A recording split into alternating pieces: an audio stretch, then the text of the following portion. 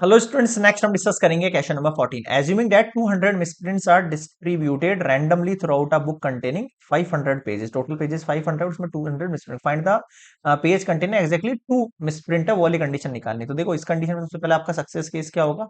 200 divide by 500 है ना? कितना हो गया ये? 2/5 हो गया। अगर आप इसको डिवाइड दोगे 5 को 2 से तो 0.054 सा कितना हो गया आपके पास? 0.4 हो गया। फर्स्ट थिंग तो ये हो गया। अब एन का वैल्यू, अब देखो यहाँ पर बोल रहा है, एज्यूम कर रहा है 200 misprints are distributed randomly throughout a book, तो हम पूरी बुक को ऐसा कंसीडर कर सकते हैं एन की वैल्यू 1, क्योंकि और इसमें वैल्यू दे नहीं रखी है मुझे।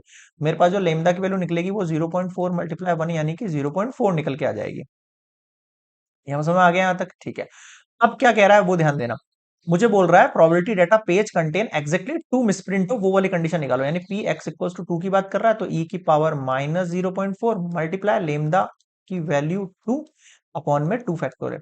ई की पावर 0.4 के लिए वैल्यू यूज करेंगे 0.670 मल्टीप्लाई 0.4 मल्टीप्लाई 0.4 डिवाइड में 2, कितना हो गया? 0.2।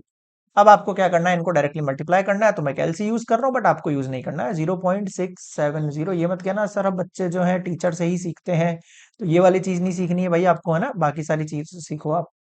0.0536 आ गया आपके पास, है ना? एक सेकंड, 0.0536 ये हो गया आंसर आपके पास फर्स्ट केस के लिए, है ना? अब आ जाओ सेकंड केस पर।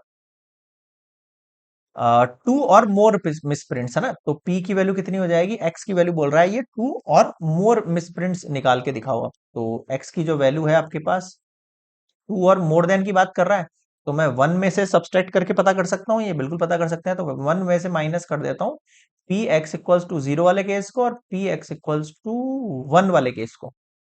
ठीक है, ठीक है। अब देखो 1 में से माइनस कैसे करेंगे अपन?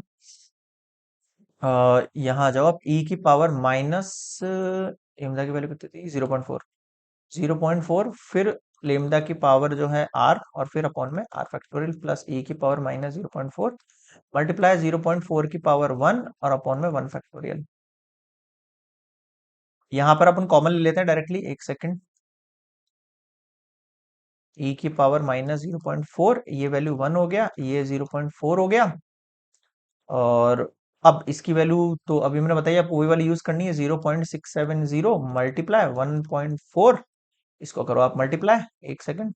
0.670 मल्टीप्लाई 1.4, 0.93838, है ना? इसको इसमें सब्सट्रैक्ट करोगे 0.062 आ जाएगा। मैं कैलसी से निकाल रहा हूँ ये वाली वैल्यू, है ना? इसमें अपन ऐड करते हैं 0.06 आ गया। ठीक है, परफेक्ट। तो ये हो गया कंप्लीट आपका सेकंड केस। तो इसी के साथ कंप्लीट होता है क्वेश्चन नंबर 14 भी। नेक्स्ट मिलेंगे क्वेश्चन नंबर 15 पर।